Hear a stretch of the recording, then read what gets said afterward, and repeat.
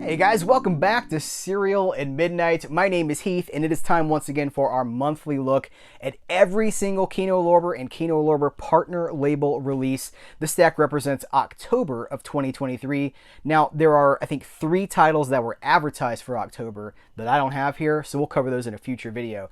But I want to thank Kino Lorber for making this video possible month after month. Serial at Midnight is one of the only destinations for complete, comprehensive coverage of Kino Lorber's releases every single month. So thanks to Kino Lorber, thanks to you guys. By the way, if you haven't already, go ahead and hit that subscribe button and ring that bell so that you never miss one of these videos, because these are topical.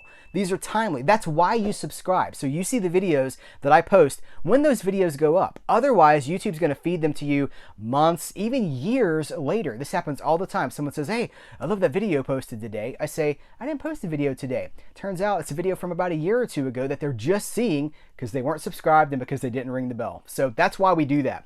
Also, if you want to support Serial at Midnight on a larger level, we have you can support on Patreon and YouTube memberships, and both of those have built-in perks like exclusive videos, all sorts of things. So thank you for that. Normally in this coverage, I like to start with the 4Ks. We're going to start with something different this time because with this month, October, sees the launch of the Kino Cult line. This is a new line from Kino Lorber celebrating cult films.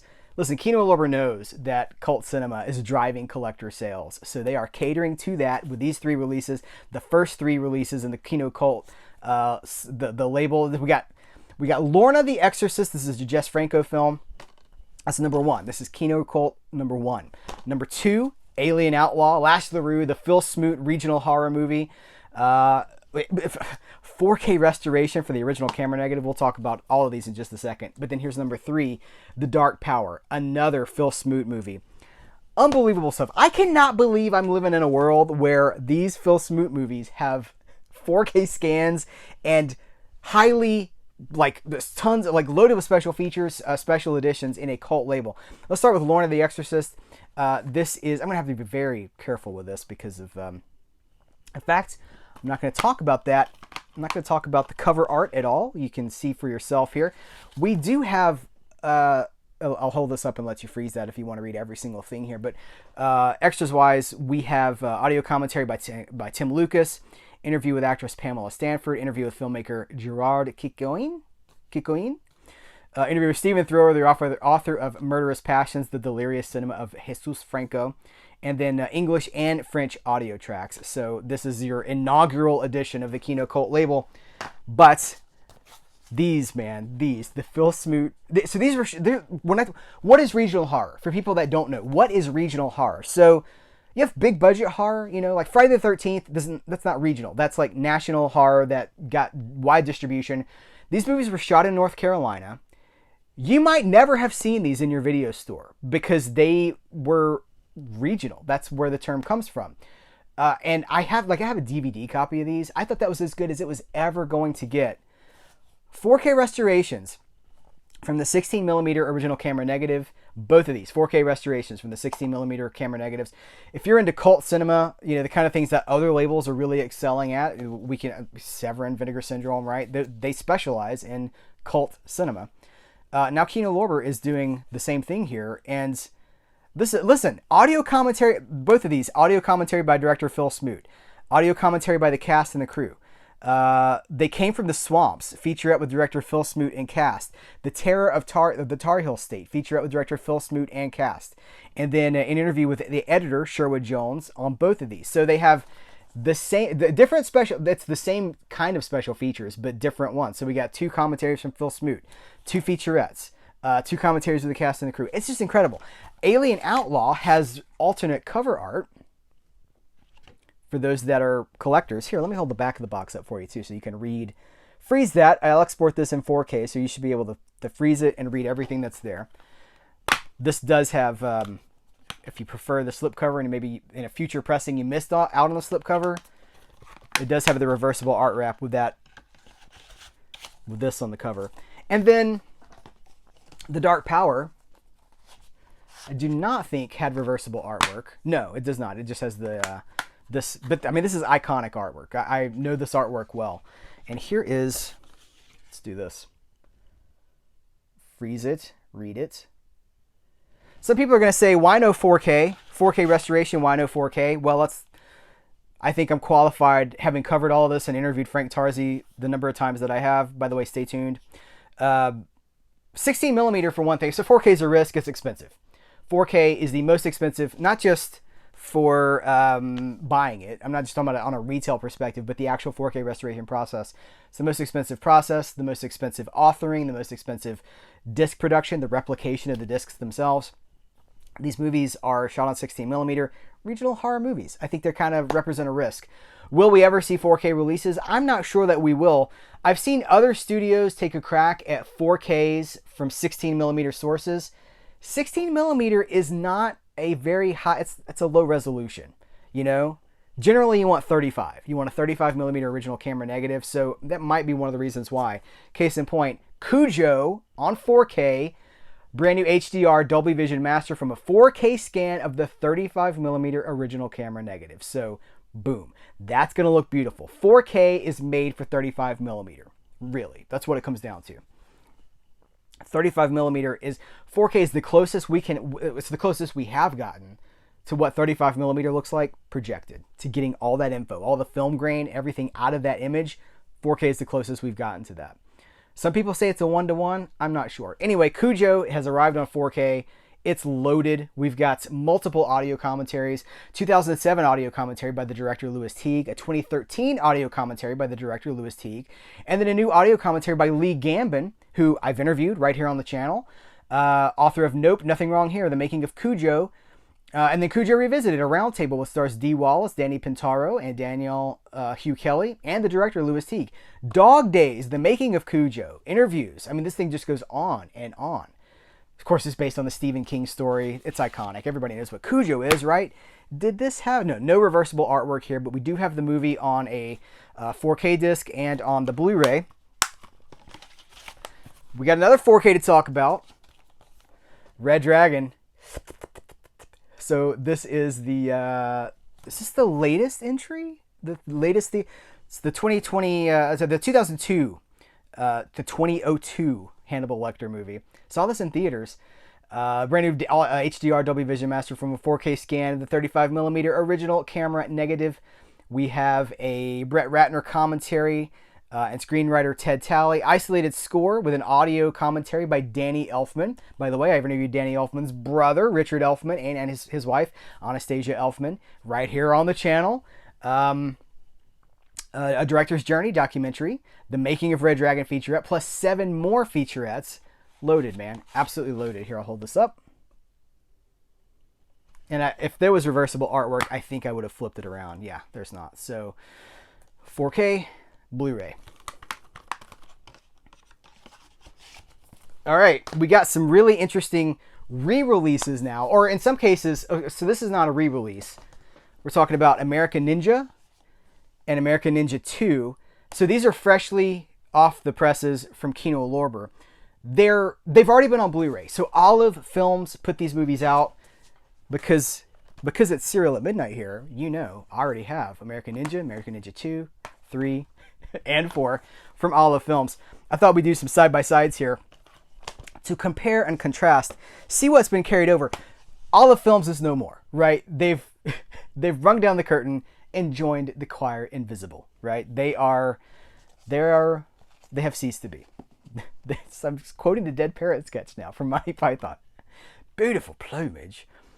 Who's pining for the fields? All right, I got sidetracked quoting Monty Python.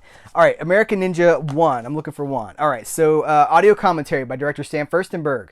And because these are Sam Furstenberg Canon films, legendary Canon films. Sam Furstenberg and stunt coordinator Stephen Lambert. Got that commentary here. And the A Rumble in the Jungle documentary, we got that here. So both of those, the commentary and the extra, the feature have been, the featurette, Rumble in the Jungle, The Making of American Ninja. It's on both of these discs. But guess what? Kino Lorber's has another commentary. Audio commentary by Sam Furstenberg, moderated by filmmaker-editor Elijah Drenner. I don't see that here. Looks like we got more here than we do here. And it's probably going to be a better encode too, because we're talking about years later, which is something we're going to touch on again in just a second. American Ninja 2, Let's see, American Ninja 2, we've got audio commentary by Sam Furstenberg. And stunt coordinator BJ Davis. The Making of American Ninja 2, and American Ninja in Cape Town. Okay, that's on both of these, so nothing lost, but another new commentary, audio commentary by director Sam Furstenberg, moderated by editor Elijah Drenner, filmmaker and editor Elijah Drenner. So, yeah, so not only does it have everything that the olive disc had, it's got more. Wait, did these have...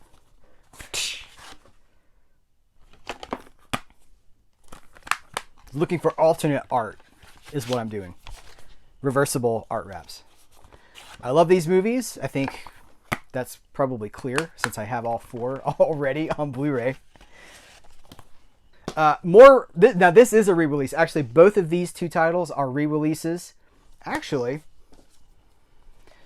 all 3 of these are re-releases from Kino Lorber, and I've seen, as soon as these were announced, I saw the negativity pop up online. People were like, well, that's a long way to go to just put a slipcover on them because they've been on Blu-ray before from Kino Lorber.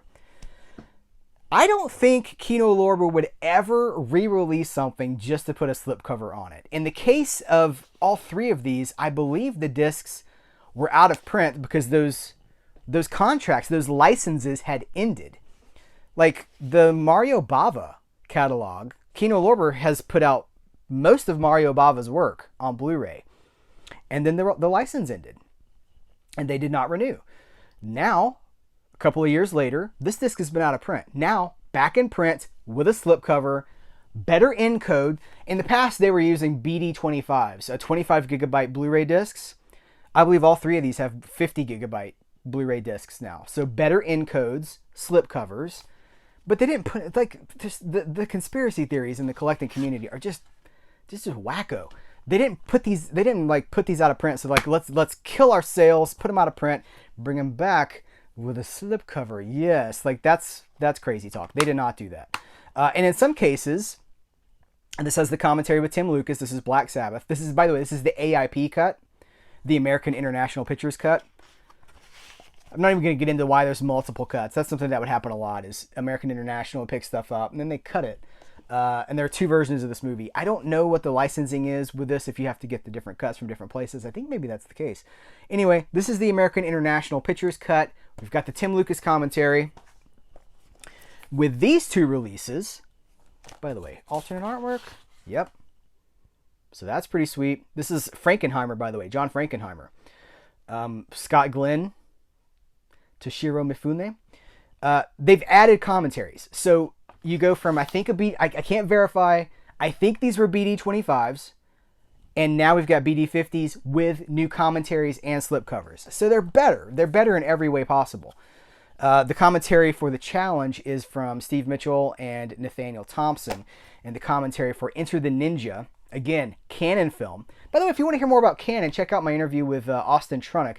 I've interviewed him twice. The podcast interview, which was my second interview with him, I think was even better because we went really in depth onto like the research process from Canon movies, how he's like the single most knowledgeable Canon historian walking the planet right now. Check that out.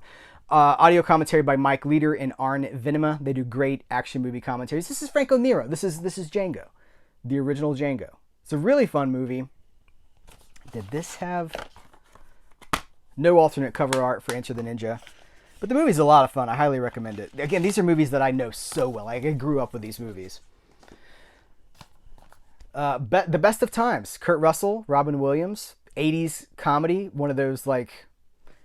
So the 80s comedies are like, it's heartwarming. It's also really funny. Like, it's like a crowd pleaser kind of movies. So that's what this is. And it's got a... who's the commentary from? Director Roger Spottiswoode, who's a Bond director, and screenwriter Ron Shelton. It's so interesting to see how some of these guys went. By the way, alternate artwork here? No. How some of these guys, like, it's a Kurt Russell comment. By the way, after Escape from New York, after the Carpenter stuff, like 86, right? Yeah. Just like broad family comedy. It's not maybe not family comedy, but it's broad comedy, mainstream comedy to a Bond film. Quite a jump, you know? Are we getting some more independent stuff here? Two Small Bodies, a film by Beth B. Now, you know, last month I covered a multi-disc set of Beth B films. This is from Kino Lorber. This is a Kino Lorber release from the Kino Classics line. And it's essentially about, I haven't watched it yet, so I'm not going to pretend like I have, but Fred Ward comes to investigate Susie Amos, and it's an erotic film. It's like, it's an adult's, it's not an adult movie, it's for adults is what I'm trying to say. It's an erotic movie for adults. Like, you're not going to watch this with your 12-year-old. I'll hold this up, let you read everything that's there. This is Martin Scorsese Presents. This is the Milestone Cinematheque. It's a 1937 movie called The Edge of the World. I'm not going to read all of this to you guys, but it's about, basically, it takes place in Scotland or on a remote island off the coast of Scotland. And it's essentially like love, life, and death on this small island. 1937. It's got some really interesting bonus features here, too. Here, I'm going to hold this up really quick, but I am going to talk a little bit about this. By the way, it's been so validating as this new Scorsese movie comes out. That is, this as I'm recording this, like, it's brand new. Hitting theaters this week, and I guess streaming like Apple TV maybe in the next week or so. I'm seeing so much Scorsese love. And that's great, because he is one of the greats, right? Not just as a director. I don't love everything he's done. I don't even like some of his movies, to be perfectly honest with you. But I love Scorsese. I love how much Scorsese loves movies.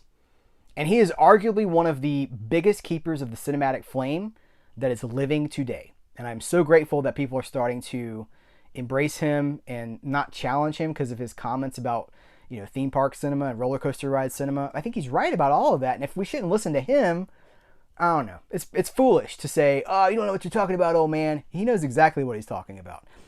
This has from 1944, 9 minutes of alternate scenes. Okay, so the movie's 1937. Alternate scenes from 1944. Original trailer, audio commentary by Thelma Schoonmaker. I'm sorry. Filmmaker Ian Christie. And Oscar winner Daniel Day-Lewis. Reading from Michael Powell's book on the making of the film. I'm sorry, what? Daniel Day-Lewis on the audio commentary? Return to the Edge of the World 1979, in which the director, Michael Powell, returns to Fula, I'm probably mispronouncing that, with a cast and crew, and an airman's letter to his mother. That's a 1941 World War II era short film. And then Michael Powell's home movies, narrated by Thelma Schoonmaker for 1955. That's, again, Scorsese, you got Daniel Day-Lewis. This is amazing stuff, right? I cannot wait to check that out. This is not a new release this month. I think this was actually from a month or two ago, but I'm super excited about it, and it fits hand in hand with something we're about to talk about.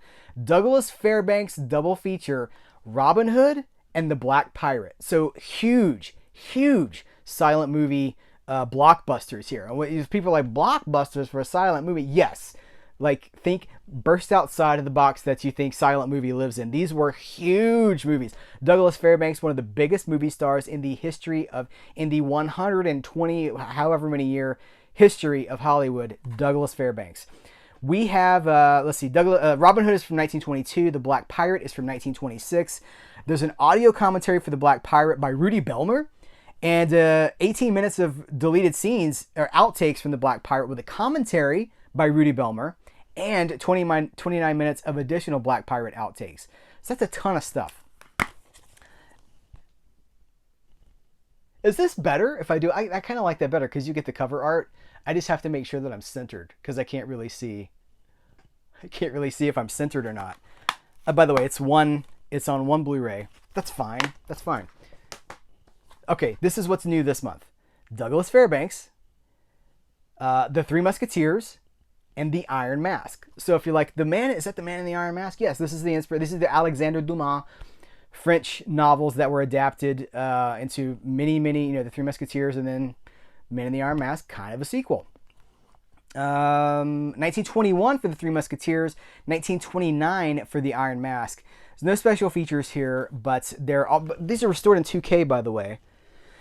Well, hold on. For the restoration of the Three Musketeers, 35mm fine grain positive was scanned at 4K at historically appropriate 21 frames per second. Following this, more than 150 hours of digital cleanup was completed at 2K. Whew! From the Iron Mask was restored in 1999, and there's additional restoration was carried out in 2017. what did it say about the Robin Hood films? It doesn't get into it for those, does it? Oh yeah, scanned in 35 millimeter fine grain, scanned in 4K with 175 hours of digital cleanup in 2K. Whoo! And then Black Pirate, a 35 millimeter color negative, was remastered in HD. So I'm just grateful to have it. People say sometimes the silent cinema is growing. That's what it comes down to. Like the appreciation for silent cinema. I did my interview with Randy Skretvedt for Laurel and Hardy, the Laurel and Hardy Year 1, which is 1927. I did an interview with Randy Skretvedt, who contributed to that, helped curate that. And the reaction to that, I have an eBay store, okay? And I got a comment. It's like, are you the guy? Are you the serial? This is on eBay. Are you the guy that did the interview about Laurel and Hardy? I was like, yeah, that was me. Like, that thing has traveled. So many people, and we're talking about silence. We're talking about 1927 silent comedy. There's a moment happening right here, guys. When I say this is the golden age of physical media, I'm not talking about millions of people being interested in this. I'm talking about us having more than we ever would have imagined. Having Phil Smoot Regional Horror restored from 4K scans. I'm talking about Douglas Fairbanks silent movies being restored in 4K. That's what I'm talking about. This thing that's happening right now. This is crazy, but it's wonderful. Let's enjoy it. Here's a French TV series. This sounds so French too. Nona and Her Daughters. This is from Gaumont. It's licensed from Gaumont. So it's a TV series from France. And I obviously I have not watched this yet, but this woman gets pregnant at 70. And then all of her daughters move back in with her, and it's like, who's the father? This is very French, right? It's very, very artistic. And so it's a 2-disc set. It's DVD. I'll hold it up if you want to read that.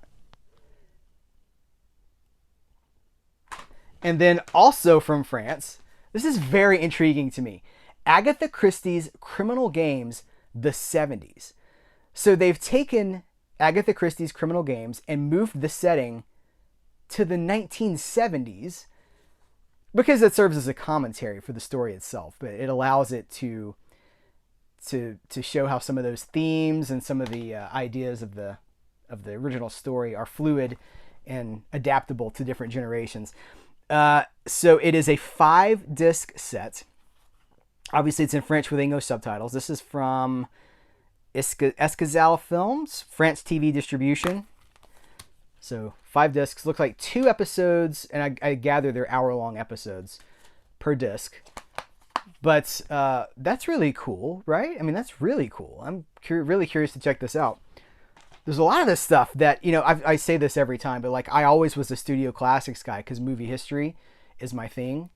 But the more I dig into these documentaries and these, like the Kino Lorber proper, because there's 2 arms of Kino Lorber. The Studio Classics arm is the branch that handles studio pictures from the 30s, 40s, 50s, 60s, 70s, etc. And then the Kino Lorber side is like art house, international, and documentary, that kind of stuff. And so like this Kino Lorber stuff, the Discovery, it's amazing. The Storms of Jeremy Thomas. So this is a documentary. For decades, legendary film producer Jeremy Thomas has driven from England to Cannes, the Cannes Film Festival. This time he's joined by acclaimed filmmaker Mark Cousins. My name is Alfred Hitchcock. On their intimate 5-day road movie through rural France, they remember some of the most acclaimed and controversial films ever made. The Last Emperor, which won 9 Oscars for Thomas when he was in his 30s for Best Picture. David Cronenberg, Crash. Nicholas Roeg's masterpiece, Bad Timing. So Thomas introduces us to his remarkable world of movie stars, Marlon Brando, Jack Nicholson, David Bowie. Bowie's in space. And they intercut with interviews with Tilda Swinton and Deborah Winger. Illustrated with a dazzling range of film clips and rich insight about creativity and survival, it's a road movie portrait of France, film school, and the era of streaming and corporatization. A passion call to arms for movies that get to the heart of life. That sounds incredible. What? That sounds absolutely incredible. Also, super up my alley, because I'm a Dylan guy. I'm a Bob Dylan guy. I'm a music guy, right? Bob Dylan. Tangentially, Allen Ginsberg. Because, Dylan was a big fan of Ginsberg, and they traveled together, and wasn't Ginsberg on the road with him for the Rolling Thunder review, or at least part of it, which was chronicled in the Martin Scorsese documentary. They go back to Scorsese again. So this is The Life and Times of Allen Ginsberg. For 25 years, Allen Ginsberg was a writer. There are going to be young people watching this who don't know. He's a poet, a writer, an iconoclast, an advocate. He's a very liberal guy, but fascinating. For 25 years, Academy Award nominated director Jerry Aronson accumulated more than 60 hours of film on Allen Ginsberg, resulting in this comprehensive portrait of one of America's greatest poets, author of Howl and other groundbreaking poems. This special edition contains the director's cut of the award-winning documentary that began filming in 1982 and is now complete, updated, and remastered. This compilation reveals the last 70 years of American culture, beginning with the Beat era and the post-war 40s and 50s, continuing through the revolutionary 60s, and concluding with the uncertainty and possibility of the current times. 6 hours of extras. Exclusive interviews with Joan Baez, Beck, Bono, William Burroughs, Johnny Depp. This is my Johnny Depp impression. I think that Allen Ginsberg was a good man who was very ahead of his time. Ken Kesey, Timothy Leary, Paul McCartney. We were just 4 guys. Every time I hear Paul McCartney, he's talking about how they were just 4 guys. If I hear him say it one more time, I'm going to scream. Paul McCartney, what was it like to get to know Allen Ginsberg? We were just 4 guys. And we're like, well, here's Allen, He's sort of a poet. I'm sort of a plinker, And there's Allen Ginsberg writing the most famous poem you've ever heard in your life. We were like, wow, man, that's great. How do we get to know this guy? There are going to be people that watch this video and have nothing to say about anything I've talked about any of these movies, but they're going to comment on the impressions. I guarantee you it's what's going to happen. Yoko Ono, Patti Smith, Andy Warhol, and many more. Featurette, the making, it just goes on. Bob Dylan and Allen Ginsberg at Jack Kerouac's grave. William Burroughs and Allen Ginsberg at Naropa University. My gosh, you guys, it just goes on and on. For a student of 50s and 60s culture, as I am, this is a gold mine. It's 2 discs, and this book, The Life and Times, let's call it a booklet. We'll call it a booklet. Is this the table of contents? Here's the interviews.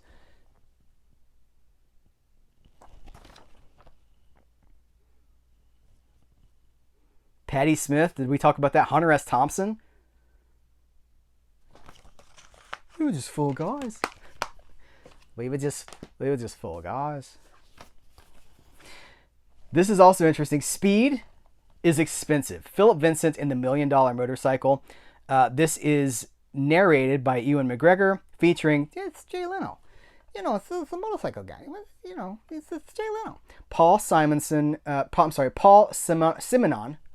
Paul Simonon and John Surtees.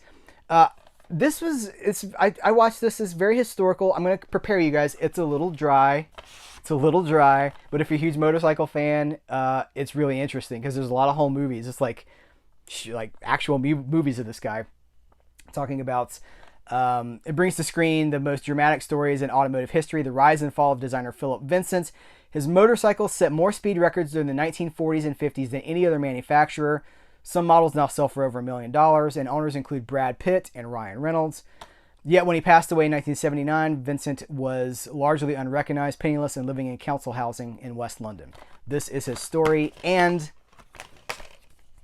this is his booklet. So again, if you're only tuning in for the Kino Cult stuff, for the Jess Franco, this is really cool, right? Like, what? All right, we got 3 more. We're almost done. Neither confirm nor deny. This is a documentary about the Cold War. Here, I'll flip this around. Check that out. Freeze it right now because I'm about to read it. Okay, during the Cold War, the CIA secretly raised a sunken Soviet nuclear submarine. By the way, nuclear, not nuclear. Nuclear submarine from the depths of the Pacific Ocean. The 6-year operation included an intricate cover story by billionaire Howard Hughes, drawing on declassified documents and never-before-seen interviews. Neither confirm nor deny tells one of the highest stakes yet least known stories of the Cold War. It's DVD. If I was ever, and I used to be one of those wino Blu-ray guy. If I was ever a wino Blu-ray guy when it comes to stuff like this, I'm just glad I get to see it and I don't have to stream it or go to a festival to see it. This is convenience. This is access in my house, in my collection. Your friend, Memphis. Memphis is a wild at heart guy, but as a young man with cerebral palsy, he feels stuck. His parents waver between supporting his desire for independence and pushing him towards a more pragmatic reality. Your friend Memphis is an intimate portrait of Memphis's dogged determination to bridge the distance between the world's expectations and his own aspirations. Documentary. I know it's going to speak to some of you guys. And then last but not least, I saved this to the end for a reason. We started with Cult. We end with Cult. Emmanuel's Revenge. I was trying to read it backwards. Emmanuel's Revenge. This is new? 2022. It's an Emmanuel movie out of Italy. Emmanuel, that 1970s siren of filmic sensuality. Emmanuel, hold on. Dim the lights. Emmanuel, that 1970s siren of filmic sensuality, returns in this engrossing erotic thriller. It's channeling my Alec Baldwin, involving obsession, seduction, control, and vengeance. Set in contemporary Italy. Wealthy. Okay, I'm not going to do that. But it's a new Emmanuel movie. And yeah, it's DVD. It's not Blu-ray. Why no Blu-ray? Why no 4K, bro? So, this is a lot of cool stuff. I need to. It's the Harry Potter movie, right? Where they get the time turner that allows them to like go back in time. Of course, bad things happened. It didn't all work out. I need more time. I gotta have more time because I am so excited about so much of this stuff, and I just need more time so I can watch the movies, listen to the commentaries, read the booklets, watch the 6 hours of bonus features about Ginsberg. Where will I find the time? The good news is once you own it, it's there for you forever. That's why streaming's great as a tool. I've been saying this a lot. I'm not anti-streaming, but streaming is a tool. It's a tool for discovery. It's not a substitute for a library. So that's why we buy these discs. That's why we own what we care about. Thank you guys. I appreciate you. Remember to subscribe, hit that notification bell so that you see this when it goes up, so that you know these are new releases if you're interested. The reason I do these videos is to let you know, hey, this is out. If you want it, check it out. So you got to subscribe so you see these when they happen, when they go up. Also, engage in the comments below, thumbs ups, anything you can do to engage with this channel, supports this channel, helps our visibility. That's the name of the game, getting this video in front of as many eyes as possible.